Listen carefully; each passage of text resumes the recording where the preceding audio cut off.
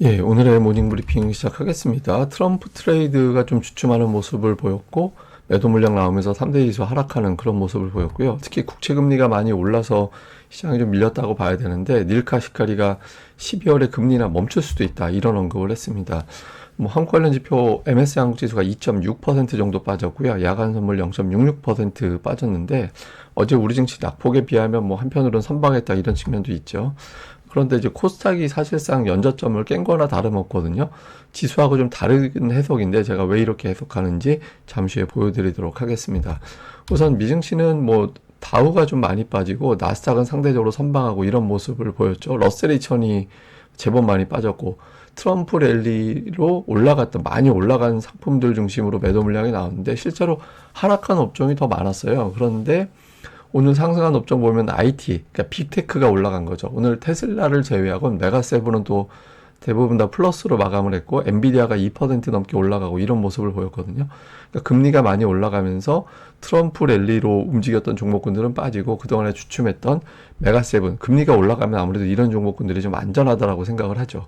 이런 종목에 매수가 들어가면서 지수를 좀 방어를 했지만 어쨌든 전체적으로는 하락하는 그런 모습을 보였는데 이슈를 좀 정리해보면 트럼프 랠리가 과연 지속될 수 있을 거냐. 금리가 자극되고 아무래도 이렇게 되면 투자자들이 멈출 것 같은데 그러니까 이런 어떤 의구심이 제기가 되기 시작했고요. 특히 이 발언이 되게 결정적이었다라고 봐야 될 것 같은데 닐카 시카리가 인플레이션이 높게 나타나게 된다면 12월에 금리 인하를 멈출 수도 있다. 이렇게 발언을 했거든요. 그래서 오늘 국채 금리가 상당히 많이 올랐습니다. 근데 금리가 올라간 거는 몇 가지 요인이 있었는데 우선 닐카 시카리의 이 발언 영향이 컸고요. 그다음에 CPI 발표 앞두고 경계감 그리고 오늘 대규모 회사채 발행이 진행이 됐습니다. 그 회사채 발행이 진행이 된다라는 거는 여기저기서 돈 빌릴 때가 되게 많다라는 거잖아요. 빌리려고 하는 사람들이 빌리려고 하는 회사가 많이 늘어나다 보니까 그러면 이자 더 많이 받을 수 있죠. 그러니까 이런 어떤 조건들이 금리를 끌어올리는 그런 역할을 했고요.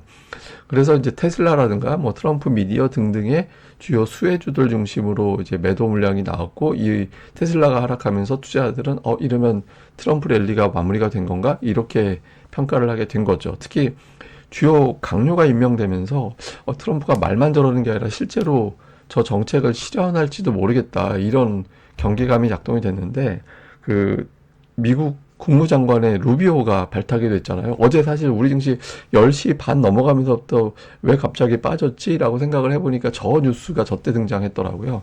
이 사람은 중국에 대한 굉장한 적대감을 드러낸 사람이에요.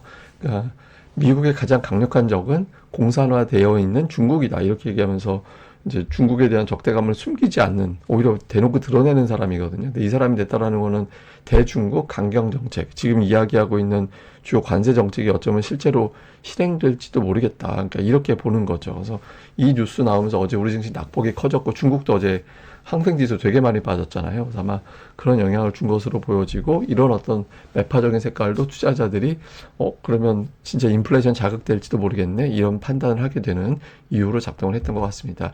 그래서 어쨌든 국채금리가 안 그래도 오르고 있었는데 닐카 시카리 발언까지 더해지면서 4.4%를 훌쩍 넘어가게 됐고 이런 부분들이 투자자들에게 경계감을 자극했던 것 같습니다. 그리고 이제 무엇보다 비싸다. 그러니까 이런 인식이 좀 있는 것 같아요. 지금 여기다 보면 저 파란색 영역이 미국 주식시장에서 그동안 평균적으로 움직였던 PER 범위거든요. 퍼 범위가 보통 한 14배에서 18배 사이에서 움직였는데 지금 되게 많이 높아져 있잖아요. 20배가 넘게 되어 있다 보니까 지금 너무 비싸다. 이렇게 보는 시각이 있는 거예요. 그렇지만 여전히 긍정적으로 보는 쪽에서는 자사주 매입이 계속 진행되고 있어서 주식 공급 대비 수요가 많다. 그런 점, 다음에 이제 경제와 실적이 우상향하고 있기 때문에 또 금리도 내려가고 있고 이런 점은 이런 고평가 논란에도 불구하고 더 올라갈 수 있을 거야 이런 주장도 있습니다. 근데 어쨌든 일부 오늘 같은 경우는 예를 들어서 테슬라를 딱 놓고 볼 때 너무 비싸지 않나? 이런 어떤 현실적인 어떤 평가 이런 것들이 나오면서 좀 매도 물량이 나왔다라고 봐야겠죠. 주요 코멘트, 시티를 비롯해서 이제 주요 코멘트를 보면 전체적으로 그런 얘기예요. 그러니까 트럼프 랠리를 투자자들이 그동안 만끽을 했다가 고민이 슬슬 나오고 있다라는 거죠. 그래서 인플레이션 자극되고 금리 더 올라가고 하면 증시 추세가 깨질 수 있다. 그리고 연준의 인하 속도에도 영향을 줄 수 있다. 이런 주장이 있고요. 실제로 이제 마켓워치에서는 어떤 보도가 나오냐면 관세 정책이 나오면 미국 자동차 가격도 올라갈 수 있다라는 거예요. 왜 그러냐면 포드는 멕시코에서 자동차를 생산하고 GM 같은 경우는 일부 자동차 우리나라에서 생산해서 수입하는 방식이잖아요. 근데 이게 수입품으로 지정이 돼서 관세를 올려버리면 해당되는 미국산 자동차 가격까지 올라가고 특히 저가 자동차의 가격을 인상시키는 그런 이제 효과가 될 수 있어서 인플레이션이 자극될 수 있다라는 거죠. 그래서 조금 트럼프 랠리에 대한 어떤 경계감 이런 것들이 오늘 이전까지는 이런 뉴스량이 많지 않았는데 오늘은 되게 많이 나오더라고요. 그래서 이런 부분들이 관련된 종목군들을 이제 조금 위축시키는 그런 이유로 작동을 했던 것 같습니다. 주요 종목은 오늘 테슬라가 6% 정도 빠졌는데 일부 분석가의 주장, 그러니까 목표 주가 올린 보고서도 많이 나왔습니다. 근데 오늘은 이제 어떤 이야기가 나온 게 있냐면, 그러니까 퍼가 PER이 130배다. 시가총액 1조 달러 넘어간 주식 중에서 이런 주식은 없다라는 거예요. 그래서 좀 너무 비싸다라는 그런 분석이 있었고, 반면에 이제 엔비디아는 오늘 주가가 올라갔죠. 150달러 언저리까지 올라갔다가 이제 좀 주춤하긴 했지만 어쨌든 2% 넘게 올라갔습니다. 목표 주가 상향하는 최근에 뭐 많이 올랐다 하더라도 여전히 과소평가다 이런 보고서가 나왔거든요. 그래서 170달러 전후의 목표 주가가 오늘 보고서 제가 본 거 2개 정도 봤는데 어쨌든 그런 내용이 나오면서 주가가 더 추가적으로 올라갔고 뭐 태양광 이런 종목은 좀처럼 힘을 못 냅니다. 그러니까 이게 트럼프 정책에 따른 대표적인 피해주로 태양광 꼽잖아요. 오늘 4% 빠지면서 좀 약했고 마이크론 테크놀로지가 오늘 4.2% 빠졌거든요. 뭐 중국 규제 뭐 이런 것들도 영향을 줬겠지만 오늘 엣지워터에서 어떤 이야기를 했냐면 향후에 뭐 디램 가격, 낸드 가격, HBM 이런 가격이 전체적으로 좀 약세 보일 수도 있다. 뭐 이런 취지의 보도가 나왔어요. 그래서 이런 어떤 분석이 나오면서 내년도 실적이 안 좋으려나 이런 식으로 해석이 된 거죠. 그래서 이 부분이 마이크론 테크놀로지의 주가를 4% 넘게 떨어지게 만드는 그런 이유로 작동을 했습니다. 자, 우리 증시는 코스닥 시장은 얼핏 보면 8월 저점, 그다음에 9월 저점보다는 되게 높아 보이잖아요. 근데 이거는 알테오젠이 만든 착시 현상입니다. 어제 기준으로 코스닥 소형주 업종 지수를 보면 종가 기준으로 8월 5일 그때 폭락했을 때 종가 그때보다 더 떨어져 버렸어요. 최저치죠. 종가 기준으로는. 그러니까 사실상 다수의 종목군들은 연저점을 깨는 52주 신저가를 경신한 종목군들이 속출했다라는 겁니다. 그러니까 지수를 보지 않고 만약에 코스닥 소형주 업종 지수를 본다라면 어제가 투매가 나온 거고 그 투매가 완성이 된 거냐 아니면은 이제 시작이 되는 거냐 이게 남은 거죠. 근데 완성이 되려면 오늘 또는 내일 지수가 확 돌아서야 돼요. 그러니까 하락했을 때 꼬리를 어마어마하게 긴 꼬리를 달거나 아예 대놓고 큰 폭의 상승이 나오거나 이런 움직임이 나오면 어제 투매로 이제 하락이 바닥이 완성이 됐어 이렇게 볼 수 있거든요. 그러니까 그런 움직임이 나오는지 되게 중요하고 코스피 같은 경우도 보면은 이게 코스피가 지금 힘을 못 내는 게 잘 보시면 안 그래도 음봉이긴 하거든요. 근데 보시면 삼성전자가 3일 연속해서 종가가 저가예요. 예, 종가가 이제 저점으로 마감이 되는 모습이 반복되고 있잖아요. 이게 무슨 얘기냐면 막판이 됐을 때 삼성전자 이거 내일 아침에도 무조건 빠질 거야 이런 판단하는 투자들이 일어나면서 계속 막감까지도 매도 물량이 나오거나 아니면 장중에는 어떻게든 버티다가 종가 쪽에도 확 매도 물량이 나오는 현상이 반복되고 있다라는 거죠. 그러니까 이게 투자들이 내일 또 빠진다는 얘기잖아 이렇게 해석하게 되는 거거든요. 그러니까 이게 반전이 되려면 삼성전자가 돌아서면 최선이고 또는 꼬리를 길게 달아서 종가 쪽에 나오는 매도 물량이 끝났구나. 그러니까 이런 신호가 나오면 되는 거거든요. 그래서 어제 유난하게 많이 빠졌던 이 시장 흐름에서 삼성전자의 어떤 변화, 이렇게 몸통으로 아예 그냥 빠지는 그러니까 이런 변화가 그러니까 이런 움직임이 좀 변화가 생기는지 이런 것들이 되게 관전 포인트입니다. 제가 보기에는 오늘하고 내일이 굉장히 중요한 변곡이 될 수도 있다라고 보거든요. 그래서 오늘 좀 추이가 어떻게 되는지 이 부분을 봐야겠습니다. 그리고 또 한 가지는 외국인들의 선물 매매인데 선물을 어저께 딱 보니까 이게 8월 5일에 시장이 폭락했을 때 그때 외국인들 선물 매도 여력하고 지금하고 비교를 해보면 그때보다 오히려 지금 더 줄어들었어요. 그러니까 외국인들 선물 매도를 더 칠 수 있을까?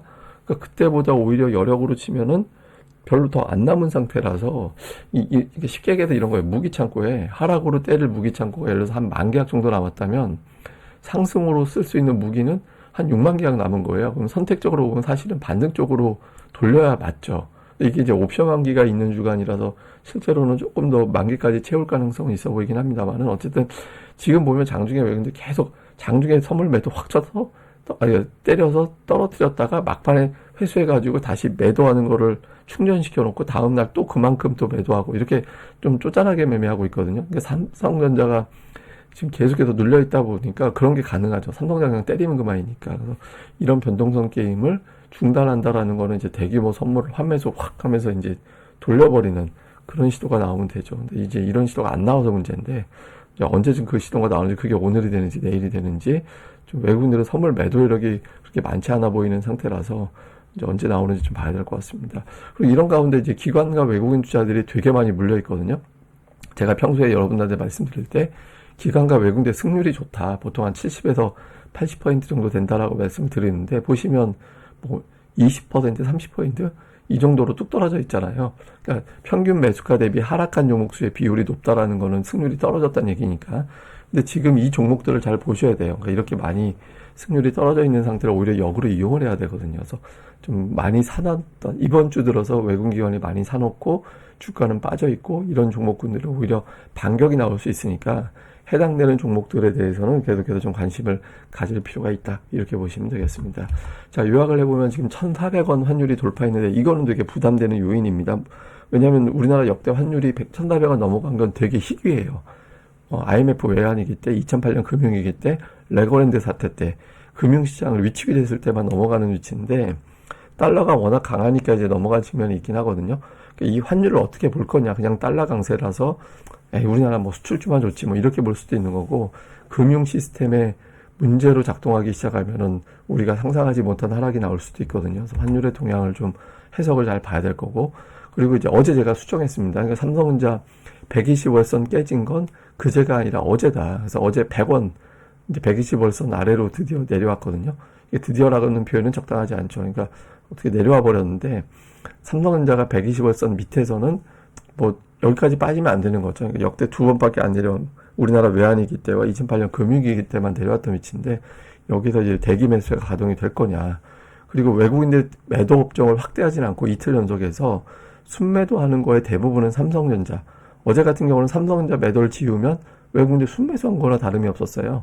근데 여기서 매도 업종이 확대가 되면 골치 아파지는 거죠. 그러니까 매도 업종 확대가 되지 않고 좀 삼성전자를 줄여주고 이런 그림이 나오면 제일 좋죠. 그리고 이제 코스닥 시장은 앞서 말씀드린 대로 소형업종 지수는 연저점 깨버렸는데, 첫 번째 반등 나올 때, 코스닥이 돌아설 때 선두에 서는 업종이 뭐가 되느냐, 2차 전지가 될 거냐, 반도체가 될 거냐, 제약이 될 거냐, 이 종목군들이 기관 투자자들이 가장 공을 들이는 그런 업종이 될 가능성이 있기 때문에 첫 번째 반등하는 업종이 뭐가 되는지도 주목을 해봐야겠습니다. 근데 이제 하나 데이터를 보여드리면, 어제 제가 낙폭만 차트 돌렸더니 공유가 5만 건이 됐더라고요. 저도 깜짝 놀랐는데, 공유가 아니라 이제 조회 건이 해서. 그래서 제가 업데이트를, 여기다 데이터를 추가했습니다. 그래서 그 역대 하락 종목수 15위까지 중에서 다음 날과 1개월 후, 다음 날은 오르고 내릴 확률이 반반이었어요. 7번 빠지고 7번 올랐거든요. 근데 1개월 후에는 오를 확률이 훨씬 더 높았어요. 이게 이제 11번 올라가고 3번 빠졌거든요. 그래서 통계적으로 보면 이런 투매가 나오고 나면 2, 3일 정도는 좀 변동성 나오다가 1개월 후에는 결과적으로는 플러스 나는 그런 경향이 있다라는 점이 되는 거죠. 그래서 투자자들이 이렇게 투매 나오면 보통 이제 저점 매수 하거든요. 그래서 그 매수가 좀 나오는 게 정상이긴 한데, 워낙 시장이 불안정하니까 실제로 가동이 되는지, 그리고 특히 코스닥 ADR이 70 밑에서 올해 거듭 저점이 나왔었는데, 지금 68까지 빠져 있는 상태였거든요. 어제 종가를 보면. 그러니까 조건으로 보면, 이게 저점이겠다 싶은 이유가 한 5가지는 되는 거잖아요. 근데 좀 이게 워낙 불안정한 상태라서 이럼에도 불구하고 못 올라간다? 이래버리면 뭔가 지금 우리가 예상한 것보다 훨씬 더 강력한 매도 압박이 있다라고 봐야 되는 거죠. 그래서 오늘과 내일 이런 조건에 충족한 반등이 나올 거냐, 아니면 우리가 생각한 것보다 이번 하락은 센 거구나, 그럼 지금보다 한 100포인트 정도 더 내줘야 되는 분위기구나, 이런 것들을 가늠해보는 그런 날이 될 것 같아서 향후에 오늘 그리고 이틀이 대단히 중요한 어떤 변곡점이 될 것 같습니다. 예, 그럼 또 하루 또 잘 보내시고요. 저는 다음에 뵙겠습니다. 이 방송 구독하기 그리고 좋아요 꼭 좀 부탁드립니다. 감사합니다.